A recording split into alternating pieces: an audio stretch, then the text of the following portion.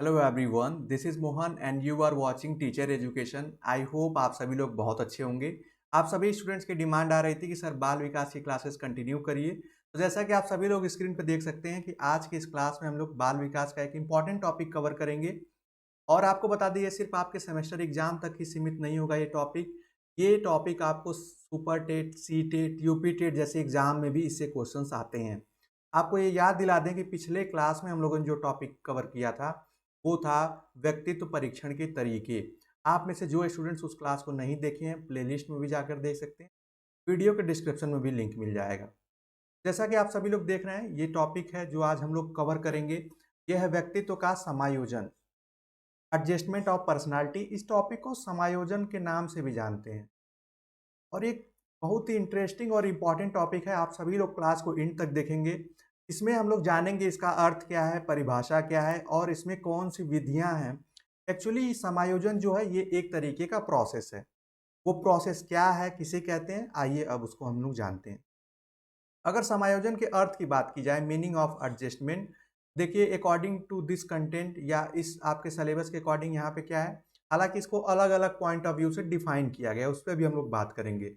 जब व्यक्ति गतिशीलता का प्रयोग आवश्यकताओं की पूर्ति और आत्म पुष्टि के लिए करता है तो उसे समायोजन की प्रक्रिया कहते हैं, उसी को एडजस्टमेंट प्रोसेस करते कहते हैं। इसका मतलब क्या है, हमें जो हमारी जो भी रिक्वायरमेंट है, हम उसके लिए जो चीज़ करते हैं, जो भी, अगर मान लीजिए आपको टॉप करना है एग्जाम में, आप पढ़ रहे हैं, अच्छे से अच्छा कंटेंट पढ़ रहे हैं, बुक पढ़ रहे हैं, नोट्स बना रहे हैं, अच्छे से अच्छा तरीका अपना रहे हैं लिखने का।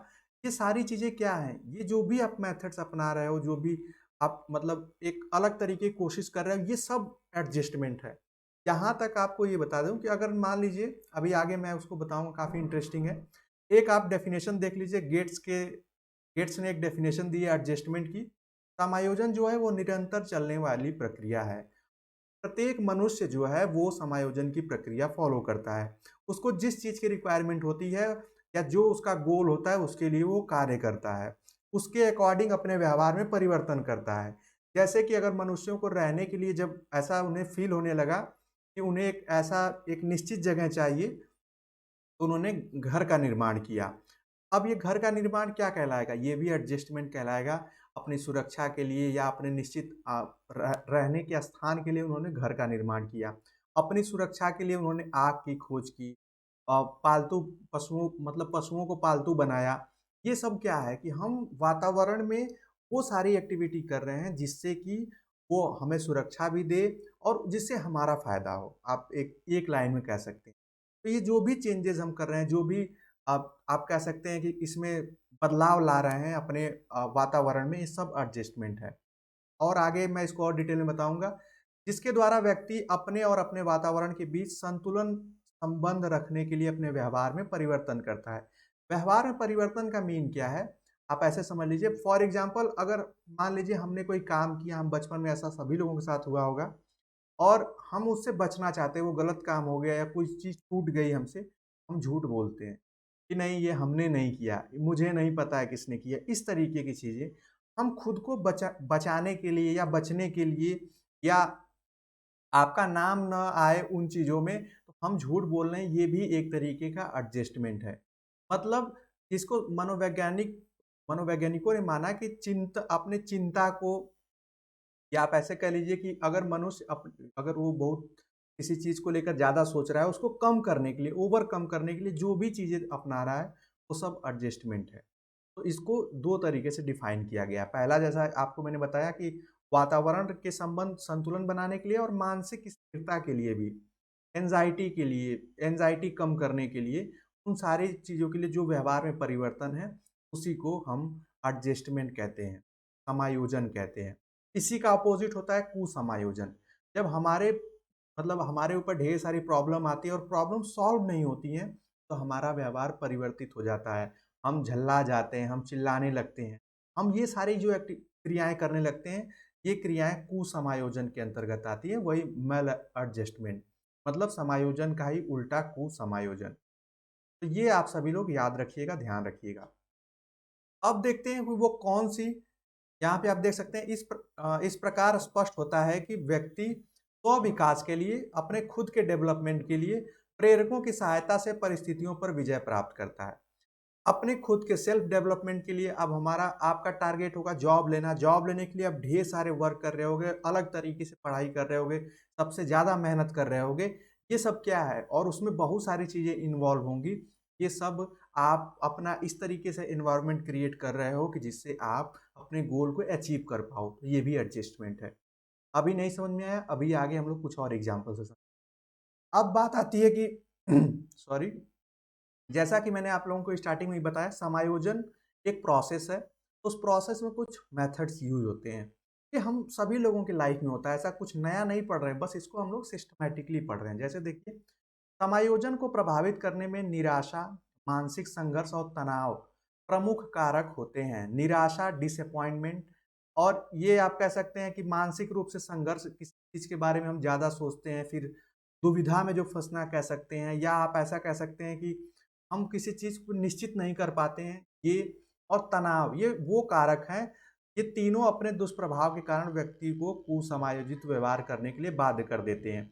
अगर कोई व्यक्ति निराश हो जाएगा, डिसअपॉइंट हो जाएगा, आप कहते हैं कि वो एकदम चुपचाप हो जाएगा, कुछ बोलता नहीं है, उसके व्यवहार में इस तरीके का परिवर्तन हो जाता है, कोई तीसरा देखता है तो कहता है इसको क्या हो गया। ऐसा आप लोग देखे भी होंगे, कहे भी होंगे। जब आदमी तनाव में रहता है तो उसको रात भर नींद नहीं आती है, या वो चैन से सो नहीं पाता है, खा नहीं पाता है। ये भी क्या है? ये वो चीज़ें हैं जो कि व्यक्ति के व्यवहार को प्रभावित कर दे रही हैं। और इन्हीं चीज़ों से निकलने के लिए, उभरने के लिए हम एडजस्टमेंट के कुछ मेथड्स अप्लाई करते हैं। वो क्या हैं? तो देखिए, इन तीनों पर विजय प्राप्त करना ही व्यक्ति को समायोजित करना हो जाता है। इसमें कोई भी प्रॉब्लम अगर आपके सामने आती है, अगर आप जा रहे हैं, आपको चोट लग गई, तो आप उस जहाँ चोट लगी है उसके लिए आप जो भी काम कर रहे हैं, जो भी सोच रहे हैं, आप उसके लिए ट्रीटमेंट कराएँगे, वो भी एडजस्टमेंट कहलाएगा। या आप आपके साथ कोई ऐसा पास्ट में कोई ऐसी चीज़ हो गई, जो कि मतलब आप उस लॉस को आप जब भी याद कर रहे हैं तो आप भावुक हो जा रहे हैं, इमोशनल हो जा रहे हैं। अब उससे आप अपना दिमाग या ध्यान हटाने के लिए आप कोई एक्टिविटी करोगे, किसी ऐसी चीज़ में इन्वॉल्व हो जाओगे, वो सारी चीज़ें याद ना आए, तो ये भी एडजस्टमेंट, ठीक है? अब हम विधियों की बात की जाए तो विधियों को बेसिकली 2 पार्ट में डिवाइड किया जाता है, डायरेक्ट मेथड या इनडायरेक्ट मेथड। लेकिन आप अगर इसको न भी लिखें तो इससे कोई ज़्यादा प्रभाव नहीं पड़ने वाला है। जो ये पॉइंट्स हैं, ये काफ़ी इम्पोर्टेंट होते हैं कि आप उन विधियों में क्या लिख रहे हैं। जैसे जैसे कुछ राइटर इसको डिवाइड कर देते हैं डायरेक्ट मेथड्स में और इनडायरेक्ट, मतलब प्रत्यक्ष विधियाँ, अप्रत्यक्ष विधियाँ में। लेकिन आप चाहें तो उसमें डिवाइड करके भी लिख सकते हैं या डायरेक्ट लिख सकते हैं। देखिए, जब व्यक्ति चेतन अवस्था में रहकर समायोजन को स्थापित करने के लिए प्रयत्न करता है, तो वे प्रयत्न प्रत्यक्ष विधियों के अंतर्गत आता है। मतलब आप जानबूझकर, जैसे अगर आप पढ़ाई कर रहे हैं, तो आप अच्छे मार्क्स लाने के लिए पढ़ रहे हैं, तो ये आप पहले से प्री प्लान्ड है, पहले से सोच समझ के उसके लिए आप ढेर सारे वर्क कर रहे हैं, ढेर सारी पढ़ाई कर रहे हैं, या ढेर सारी चीज़ें देख रहे हैं, नोट्स कर रहे हैं। तो ये क्या है? ये आपकी चेतन अवस्था है, मतलब आप जागते हुए मन से कर रहे हैं, ऐसे आप समझ लीजिए। इन उपायों को लागू करने के लिए वो अपने विवेक, तर्क शक्ति और बौद्धिक क्षमता आदि का सहारा ले रहा है।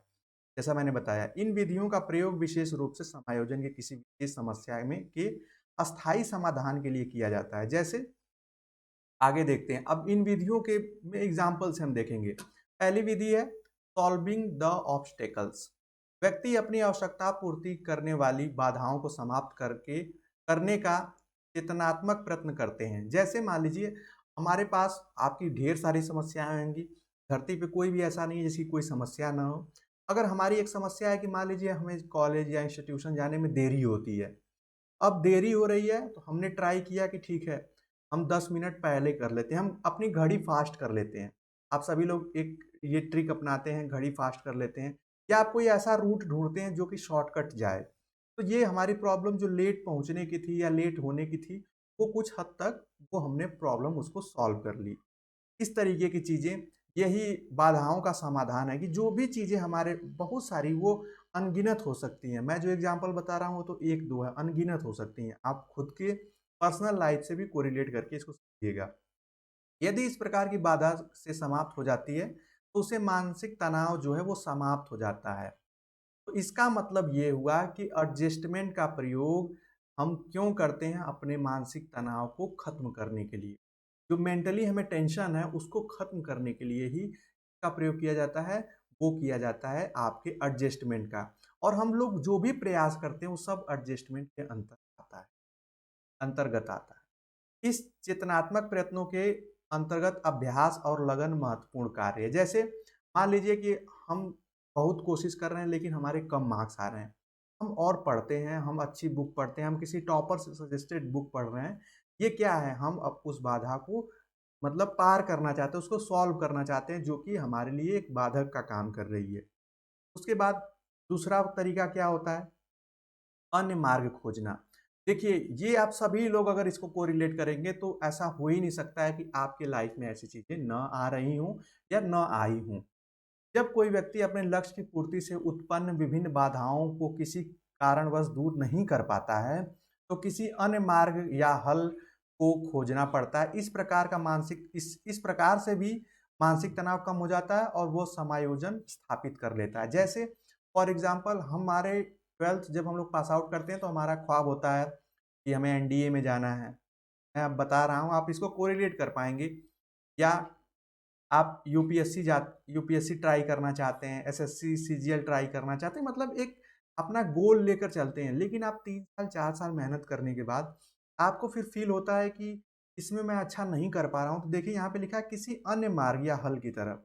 या आपको जब लगने लगता है कि ये तो मैंने जो टारगेट ले लिया है, गोल है, मेरा एम्बिशन है, इसमें मुझसे नहीं हो पाएगा, तब आप क्या करते हैं? आप सोचते हैं कि कोई ऐसी डिग्री कर लूँ, डिप्लोमा कर लूँ, जिससे मुझे जल्दी जॉब मिल जाए। अब देखिए आपका जो एम्बिशन था, आपने दूसरा मार्ग ढूँढ लिया इसको फुलफ़िल करने के लिए।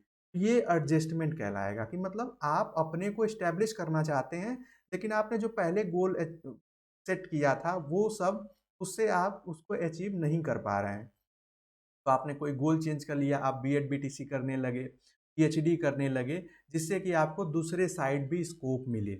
इस प्रकार से क्या होगा, जो आपका तनाव था कि 2 साल हो गए, 4 साल हो गए, मुझे जॉब नहीं मिली, तो वो तनाव कम हो जाएगा क्योंकि आप किसी और स्टडी में उसमें इन्वॉल्व हो जाएँगे।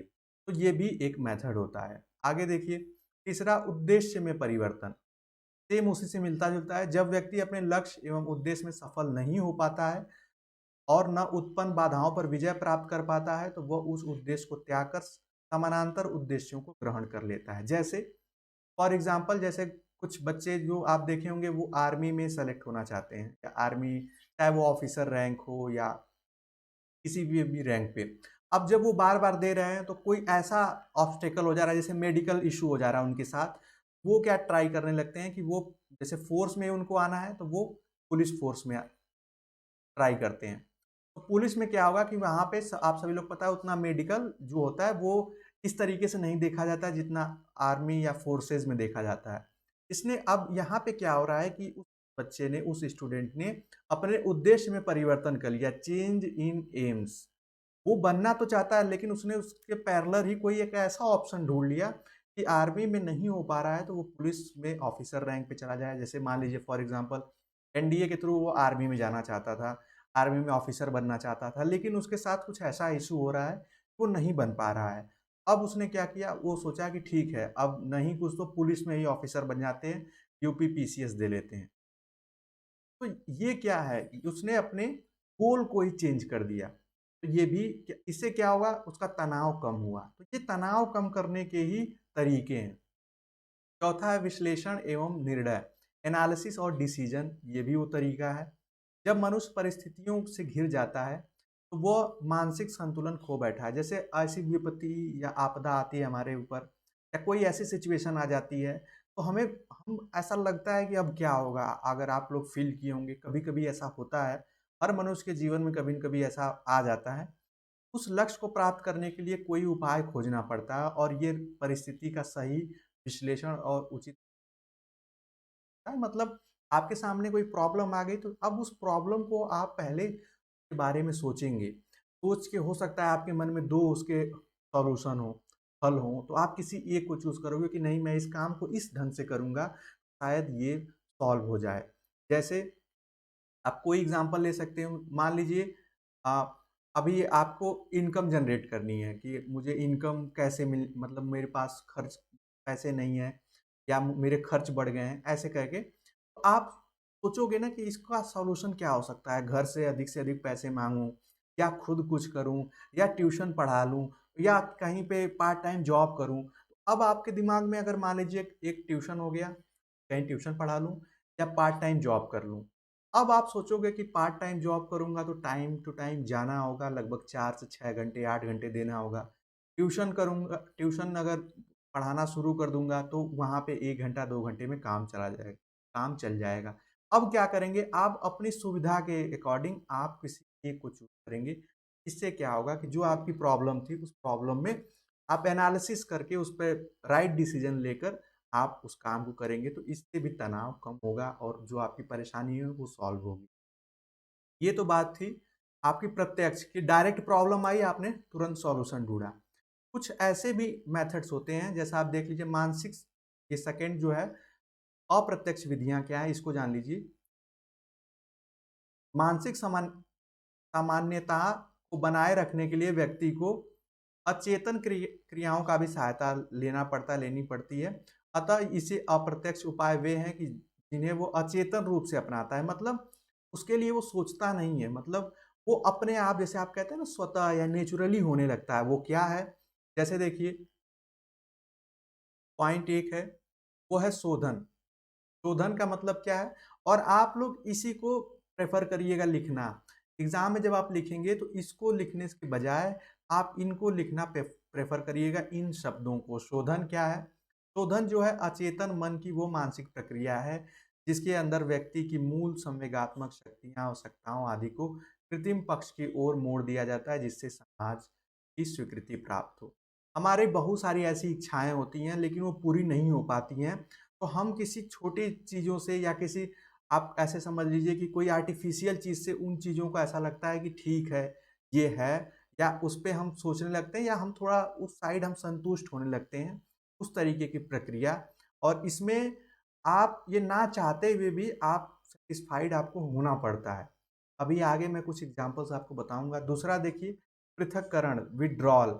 जब हमारे, देखिए यहाँ पे लिखा है, दुःख या कष्ट आने पर व्यक्ति स्वयं को उससे अलग कर देता है। ऐसे व्यवहार को पलायनवादी व्यवहार की संज्ञा दी जाती है। यह व्यवहार समाज विरोधी होता है।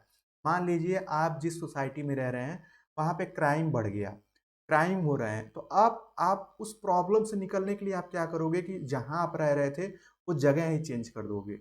इसीलिए इसको पलायनवादी कहा गया है। मतलब आपने क्या किया कि जो प्रॉब्लम आ रही थी, अब उसको आप फेस नहीं कर रहे हो। आप फेस करके या ट्राई भी कर लिए, आप सॉल्व नहीं हो रही है, तो आपने सोचा कि उस जगह को ही छोड़ देना बेटर है। तो इस तरीके की जो ये मेथड है, इसको विथड्रॉल या पृथक्करण मेथड कहा जाता है। आई होप ये आप लोगों को समझ में आ रहा होगा। अगला देखिए, थर्ड आप लोग देख पाएंगे प्रतिगमन, रिग्रेशन। प्रतिगमन की युक्ति तब देखने में आती है जब व्यक्ति निराशा द्वारा उत्पन्न चिंता के कारण व्यवहार में प्रारंभिक रूपों में चला जाता है। कभी कभी इस तरीके की प्रॉब्लम आती है कि आदमी चाहे जिस भी एज का हो, आप कहते हैं कि बच्चों की तरह रिएक्ट करने लगता है। मतलब वो क्या होता है कि वो ऑटोमेटिक होता है, एक तरीके से नेचुरली इसको कह लीजिए। उसको कुछ नहीं, वो जानबूझ के ऐसा नहीं करता है। वो इस तरीके से रोने लगेगा बच्चों की तरह, या उसकी हरकत बच्चों की तरह हो जाती है। ये हो सकता है आप अगर ना भी देखे हों, तो ये इस तरीके की चीज़ें होती हैं ह्यूमन नेचर में, उसके बिहेवियर में। तो इसी को प्रतिगमन, रिग्रेशन कहा जाता है। मतलब पीछे की तरह, जो पहले जिस तरीके से वो रिएक्ट करता था या उसका व्यवहार था, उस तरीके से। चौथा देखिए, तादात्म्य आइडेंटिफिकेशन जो है, तादात्म्य से तात्पर्य दूसरे व्यक्ति के गुणों को अपने व्यक्तित्व में ग्रहण कर लेने से है। जब व्यक्ति संसार में अपने महत्व को समझ लेता है तो सीखने की कोशिश, जैसे हम बहुत सी चीज़ें, जब हमें लगता है, मोटिवेशनल स्पीकर्स को सुनते हैं या किसी सक्सेसफुल पर्सन को देखते हैं और उसकी चीज़ों को फॉलो करना, उसको फॉलो करते हैं। हम ये मानते हैं कि मान लीजिए कोई इतने घंटे पढ़ा तो उसके इतने मार्क्स आ गए, उसने ये बुक रेकमेंड कर दी किसी टॉपर ने, तो हम सोचते हैं कि अगर उस बुक को पढ़ लेंगे तो हमारी, मतलब जो भी वो एग्ज़ाम है या हमारा जो गोल है वो हमें अचीव हो जाएगा। इस तरीके की चीज़ों को ही आइडेंटिफिकेशन कहते हैं। इसका मतलब आप एक चीज़ देख पा रहे होंगे, ये जो विधियाँ हैं, ये प्रॉब्लम को सॉल्व करने के लिए हैं। ये डायरेक्ट थी, ये इनडायरेक्ट है, जो कि अपने आप होता है। इसके लिए हम ये नहीं सोचते हैं, हम हमारे मन में ही अपने आप ऐसा लगता है कि अच्छा, ये इन्होंने ऐसे किया, तो मतलब आप नहीं भी चाहेंगे तो आप उस तरफ जाएँगे कि हम भी उन चीज़ों को फ़ॉलो करते हैं। उसके बाद है डिपेंडेंसी। जब व्यक्ति किसी कार्य में सभी प्रयत्नों के बावजूद असफलता प्राप्त करता है, तो वो स्वयं ही समस्या समस्या को किसी योग्य व्यक्ति को सौंप देता है और उसके निर्देशों का पालन करके जीवन व्यतीत करने लगता है। ये भी एक दौर, एक समय ऐसा भी आता है, या एक ऐसी भी सिचुएशन है, देखी गई है, मानी गई है और इसको टेस्टेड भी है कि जब कोई भी स्टूडेंट जब देखता है कि वो फेल्योर की तरफ जा रहा है, बार-बार वो हर एग्ज़ाम में फेल हो जा रहा है, तो क्या करता है, वो किसी ऐसे टीचर को सेलेक्ट करता है जिसकी सारी बात वो मानता है, उसको सुनता है, उसको समझता है कि सर जो कहेंगे वो सही कहेंगे। और इस तरीके का, मतलब इसको काउंसलर भी कहते हैं, वो डॉक्टर भी हो सकते हैं, वो गार्जियन भी हो सकते हैं, वो टीचर भी हो सकते हैं। तो मतलब हम अपनी समस्या को किसी तीसरे को दे देते हैं और उससे हम उसके सॉल्यूशन की उम्मीद करते हैं और उसकी चीज़ों को फॉलो करते हैं कि उससे हमारी समस्या सॉल्व हो जाएगी। सिक्स्थ वन है युक्तिकरण, रैशनलाइजेशन। ये काफ़ी मतलब इंटरेस्टिंग है। देखिए ये क्या है, इस युक्ति के अंतर्गत व्यक्ति वास्तविक प्रेरक को छिपाकर अन्य प्रेरकों को दोषी ठहराता है और इस प्रकार व्यक्ति की क्षमता पर कोई दोष नहीं माना जाता, बल्कि दूसरों के ऊपर दोष रोपण हो जाता है। एग्जाम्पल के लिए ये काफ़ी इंपॉर्टेंट है, हम सभी लोगों के लाइफ में हुआ है। हमारे मान लीजिए कि हाफ ईयरली में कम मार्क्स आए, वो मार्क्स थे 50%। अब हमसे पूछा गया, या अब हमारे ऊपर ये होने लगा, या आपके ऊपर कि आपके कम मार्क्स क्यों आए, गार्जियन पूछने लगे, टीचर। अब हम ये नहीं कहते हैं कि हमने पढ़ाई कम की, हम क्या कहते हैं कि मैं बीमार था उन दिनों, या मुझे ये हो गया था, या जो बहानेबाजी है वो इसी के अंतर्गत आती है। आप कह देंगे कि घर में शादी थी, इस वजह से मैं नहीं पढ़ पाया और इस वजह से मेरे बोर्ड में मार्क्स कम आए। 12th के बोर्ड था, मान लीजिए ये एग्जाम्पल।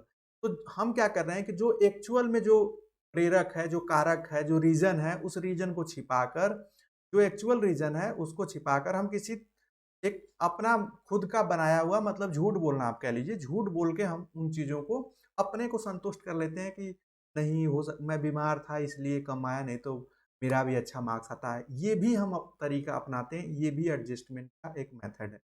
उसके बाद यहाँ पे आप देख पाएँगे सेवंथ वन है रिप्रेशन। कुछ व्यक्ति चिंता को समाप्त करने के लिए दमन का प्रयोग करते हैं और उससे छुटकारा प्राप्त कर लेते हैं। हमारी बहुत सारी इच्छाएँ हैं, हर मनुष्य की ढेर सारी इच्छाएँ होती हैं। इच्छाएँ जब पूरी नहीं होती हैं तो उसको दबा देता है कि अब नहीं हो सकती, अब मतलब ऐसा वो खुद भी सोचता है कि जैसे फॉर एग्ज़ाम्पल आप फॉरेन घूमने जाना चाहते हैं किसी देश में, मान लीजिए आप यूएसए जाना चाहते हैं। और आपने देखा कि हमारी सिचुएशन या आपकी जॉब ऐसी नहीं है कि जिसमें आप 1 लाख रुपए महीने कमा पाएँ जिससे कि आप यूएसए घूम पाएँ। तब आप क्या करेंगे? आप खुद को मना लेंगे, ऐसा समझ लीजिए कि अब यूएसए जाना मेरे बस की बात नहीं है। इससे क्या होगा, धीरे-धीरे आपकी जो इच्छा थी कहीं फॉरेन जाकर घूमने की, वो यूएसए, यूके कहीं भी हो सकती है, यूरोपियन कंट्री में, अब उससे आपने छुटकारा पा लिया। 8वाँ जो है, इसको प्रक्षेपण मेथड कहा जाता है। प्रक्षेपण का कार्य चिंताजनक आवेगों से रक्षा करता है। इस युक्ति के अंतर्गत किसी अन्य प्रेरकों को थोपकर संघर्ष के स्रोत को छिपा लिया जाता है। ये सेम उसी तरीके से है जैसे कि देखिए, इसको दोषरोपण भी कहा जाता है। जैसे कि मैं आपको बता रहा हूँ, प्रक्षेपण का मतलब प्रोजेक्शन मेथड जो है, ये एक तरीके से दोषरोपण है। जैसे मान लीजिए आप सफल नहीं होते हैं किसी भी मान लीजिए बोर्ड एग्जाम में, जैसे मैं बोर्ड या ग्रेजुएशन का एग्जाम्पल ले लीजिए। ग्रेजुएशन में आपके कम मार्क्स आए, आप बीएससी कर रहे थे। अब आपके कम मार्क्स आए तो आप खुद को दोषी दिए कुछ दिन की, नहीं मेरी वजह से। फिर आपको लगा कि नहीं, मैं तो पढ़ ही रहा था, अगर मेरे गार्जियन मुझे कहीं अच्छे कोचिंग के लिए पैसा दे दिए होते तो शायद मैं अच्छा कर लेता। अब यहाँ पे क्या हो रहा है कि आप अपनी चीज़ों को किसी और को दोषी मान रहे हैं। देखिए इसमें और इसमें अंतर क्या है, युक्तिकरण में इसमें आपने एक रीज़न बताया, वो गलत रीज़न बता दिया या कुछ और बहाना बना लिया। यहाँ पे आप डायरेक्टली किसी पर्सन को ही आप उसको कह रहे हैं कि नहीं, इनकी वजह से ये नहीं हो पाया, और बाद में आप उन्हीं को दोषी मानने लगते हैं कि नहीं, उन्हीं की वजह से नहीं हो पाया, नहीं तो मेरे भी ग्रेजुएशन में 70% आते। कुछ इस तरीके से। एक और मेथड है जिसको कंपनसेटरी मेथड कहते हैं। ये प्रकृति का नियम है कि वो मानव को किसी क्षेत्र में सफल और किसी क्षेत्र में असफल बनाती है या बताती है। अतः वह एक क्षेत्र में असफल या स्वयं में कमी अनुभव करता है, अन्य क्षेत्र में सफलता प्राप्त कर लेता है। इस प्रकार से उत्पन्न तनाव समाप्त हो जाता है। ये विधि को प्रत्यक्ष और प्रत्यक्ष दोनों विधियों में प्रयोग लाया जाता है। ये क्या विधि है, इसको आप लोग ध्यान से समझेंगे। जैसे मैं अगर बात करूँ, मान लीजिए कोई बच्चा पढ़ाई में वीक है, जैसे होता है सभी लोगों को पढ़ाई अच्छी भी नहीं लगती है। मान लीजिए वो पढ़ाई में काफ़ी वीक है, जैसे मान लीजिए वो ग्रेजुएशन किया और उसको लगा कि ग्रेजुएशन में वो टॉपर नहीं बन पाया, वो अच्छा मार्क्स नहीं ले पाया, फर्स्ट डिवीज़न नहीं ले पाया, वो थर्ड डिवीज़न आया, थर्ड डिवीज़न। अब क्या हुआ कि उसने अपनी फ़ील्ड को चेंज कर लिया। उसको लगा कि ये जो एजुकेशनल फ़ील्ड है, एकेडमिक फ़ील्ड है, इसमें मैं अच्छा नहीं कर पा रहा हूँ, मैं सिंगिंग ट्राई करूँ, एक्टिंग ट्राई करूँ। और वो हो भी जाता है। मेबी वो कोई ऐसा प्रोफ़ेशन ट्राई करना चाहता है, या आप मतलब आप समझ पा रहे होंगे कि उसने कोई ऐसा प्रोफ़ेशन जो उसके मनपसंद था, उसने उस चीज़ को ट्राई किया और उसमें मान लीजिए एक्टिंग ट्राई किया और वो एक्टर बन गया और सक्सेसफुल पर्सन हो गया और वो इतना पैसा कमा सकता है कि उसको फिर इस चीज़ का अफ़सोस नहीं होगा कि मेरे ग्रेजुएशन में थर्ड डिवीज़न आया है, मुझे कम मार्क्स मिले। इस तरीके से कंपनसेटरी मतलब क्षतिपूरक विधियाँ। जैसे मान लीजिए कि आप गवर्नमेंट जॉब अगर आपको नहीं मिलती है और प्राइवेट में आपको 1 लाख रुपए पर मंथ मिलने लगे, 1 लाख रुपए पर मंथ, तो आप क्या सोचेंगे? आपको फिर उस चीज़ का ज़्यादा अफ़सोस नहीं होगा कि मुझे गवर्नमेंट जॉब नहीं मिली। तो ये क्या है? ये मानव, आप कह लीजिए ह्यूमन का नेचर है, बिहेवियर है। वो इसी तरीके से सोचता है और इसी तरीके से अपने को एडजस्ट करता है जिससे तनाव, उसकी परेशानियाँ हों वो कम हो या कम हो जाती हैं। आज की इस क्लास में हम लोगों ने एडजस्टमेंट समायोजन को पढ़ा, इसको जाना। आई होप आज की ये क्लास आप लोगों को समझ में आई होगी। काफ़ी इम्पोर्टेंट क्लास थी, इसलिए आप सभी लोग जो भी पॉइंट आपको समझ में आए उसको नोट भी करते रहा करिए। तो आज की क्लास को यहीं तक रखते हैं, मिलेंगे नेक्स्ट क्लास में नेक्स्ट टॉपिक के साथ, तब तक के लिए bye bye, take care and